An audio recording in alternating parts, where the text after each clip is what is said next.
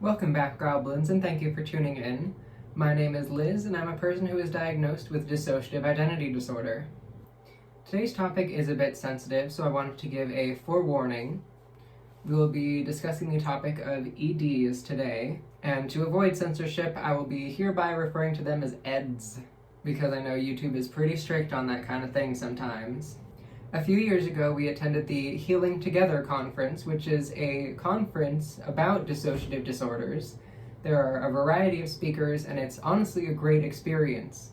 We would love to go again someday, but it is held in Florida. And given the current political climate down there, we're very glad that we live on the West Coast. So as of now, we are attending in spirit every year. One of the presentations we attended was talking about how common it was to have Eds with dissociative identity disorder. And it's not only the restrictive type of Eds that are experienced with dissociative identity disorder. We honestly knew someone who was more along the lines of the binge Eds. And at one point in our life, we did struggle very much with the restrictive type.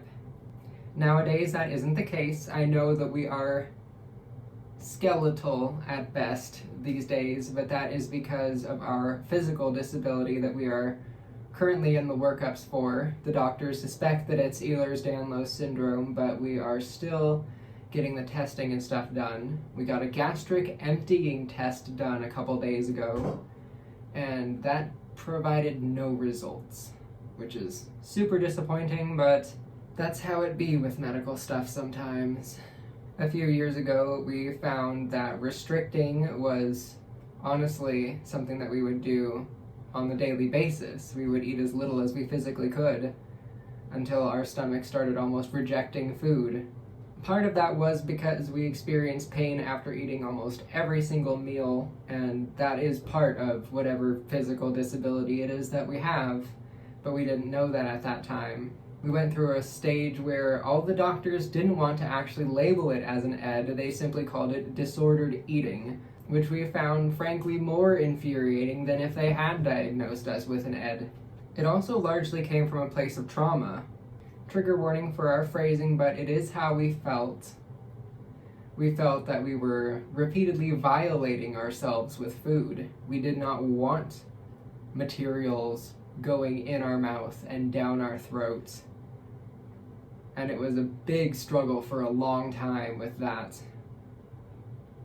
which isn't really common for the regular types of EDs that you will see people dealing with. And honestly, I feel like that's a big experience in the trauma survivor community, that having to literally put things in your mouth and swallow them down your throat or else you're going to pass away is a very uncomfortable thing to deal with. Though over the years we have worked through quite a bit. We are eating a normal amount, even though we are gaining very little weight back. Our weight highly fluctuates, but again, that's most likely because of the genetic disorder that we most likely have. Though we do want to share a few ways that we helped ourselves to work through that kind of mindset. Starting off with liquid types of foods, especially smoothies. Those were a lifesaver for us, if I'm being real here. One of our doctors had previously suggested making our own smoothies at home, trying to incorporate as many food groups as we could into it, and then adding oats for the calories. We were never one to really calorie count or weigh ourselves unless we were getting too underweight, so that honestly helped us quite a bit. Oats and almond milk and oat milk being added into smoothies will help you to maintain some semblance of health if you can't manage solid foods. And that was something we were greatly struggling with for a while there. There are also those pouches that you can get that are like chia seeds with other fruit juices in there as well. Those are good snacks throughout the day. And honestly, they're kind of delicious. I'm not gonna lie. I kind of want to get some just as snacks sometimes nowadays. But those were what we subsisted off for a good several months to a year. Though that was accompanied with some serious gastrointestinal distress because our stomach was doing who knows what. And we're still trying to get that figured out. And then grounding and distractions is another good thing. Because even nowadays, if we find ourselves sitting in front of a plate of food and it's completely silent and we have to focus on that plate of food in front of us, we will get overwhelmed and our throat will start kind of trying to like kick it back up, out. And that's not what we want.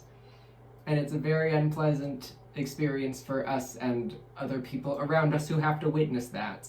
Oftentimes we still do have to force down the last few bites because A, our stomach is losing its shit, and B, we start thinking bad thoughts. So to combat this, oftentimes we will watch TV or have something playing on our phone or music or something to distract us from the food that we are currently in the process of eating, and kind of try to remind us of our surroundings and what time it actually is, and to remind us that we are not 3 years old anymore being abused. Because even at 27 now, that's a big struggle for us. We still do deal with quite a few flashbacks and things, and that does make it pretty hard to eat sometimes. And something that did help us a lot was kind of going by how we felt, and we didn't own a scale for many years. Now we got one for more of medical purposes, for tracking, for what to report back to the doctors. It's not so much keeping track of oneself, it's more of a medical type of thing at this point. So while we don't currently struggle with an ED, we really feel for those who are, and we want to share what we can in order to help. One of the other things that's really helped us a lot is those Ensure drinks or protein shakes. We have somewhat of an intolerance to soy, so we had to be very selective on top of that in order to find things that would actually work and not make our throat feel like it's closing up onto itself. Because we're going for health, not anaphylaxis. At this point, we have been trying very actively to gain weight back, because for a while there we were about 104 pounds, now we're 108, which is, yes, an improvement, but not what we're going for exactly. Going back to working retail for a year wreaked absolute havoc on our eating habits, and we would go sometimes our entire 10-hour shift without eating anything, because we didn't have the time to sit and writhe in pain while our stomach was digesting the food that we need. It's exhausting. I don't feel like that's an ED thing, I feel like that's more of a disability type of thing, a gastrointestinal problem type of thing. And circling back to the grounding while eating food, trying not to eat all of your food as fast as physically possible to avoid being triggered is not the best thing we've found, at least for us. Because that was something that we were doing for a while there, just quick, eat as much as you can before the stomach realizes what you're doing to it, and that would honestly result in a lot of gastrointestinal pain for us. So eating slowly and not overwhelming your own insides can be helpful at times. If solid foods are a struggle, trying to find alternatives is a good thing. Things like yogurt, smoothies, protein shakes, and don't forget to stay hydrated always. We ended up getting a couple of very large water bottles when we were diagnosed with POTS. And also trying new foods that you typically wouldn't be eating. Being on Red Note as much as we've been has inspired us to start trying different types of food. Honestly, a lot of the Asian foods that we've been trying have been a lot easier on the stomach than a lot of the American foods we've been forcing ourselves to deal with for the majority of our lives. So changing the types of food that you eat sometimes is helpful as well, because you're breaking out of the cycle of eating the same similar types of things each day. Honestly, rice and scrambled eggs is one of our new favorite breakfasts now. And also eating small meals throughout the day can be better than dealing with that 3 meals a day schedule that we've kind of been forced to work by for all of our lives. Most of the time we'll eat 2 large-sized meals and then a few snacks throughout the day, and that's kind of how we've been functioning for a while. Or eating 2 lunches and 1 dinner. We just don't really like breakfast food that much anymore. And some of our alters are affected more strongly with these types of behaviors as well. Although we would solidly say we are in recovery from our ED, We do have some alters who will still try to restrict and will try to eat as little as they physically can while they're fronting. And when that happens, the next alter who fronts after them will typically try to pick up the slack and eat as much as they can. But that is something that we do still deal with on occasion. And we do have a good success story about that. One of our alters, Sargon, he is known for being one of the most restrictive types of eaters.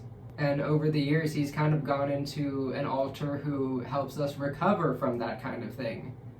He's always hungry when he's out and ends up eating a lot more than he used to.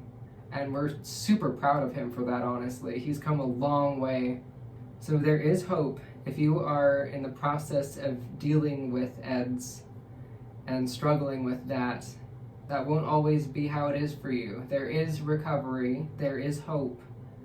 And we've left some links down below for help with that kind of thing and more information on the comorbidity of Eds with DID.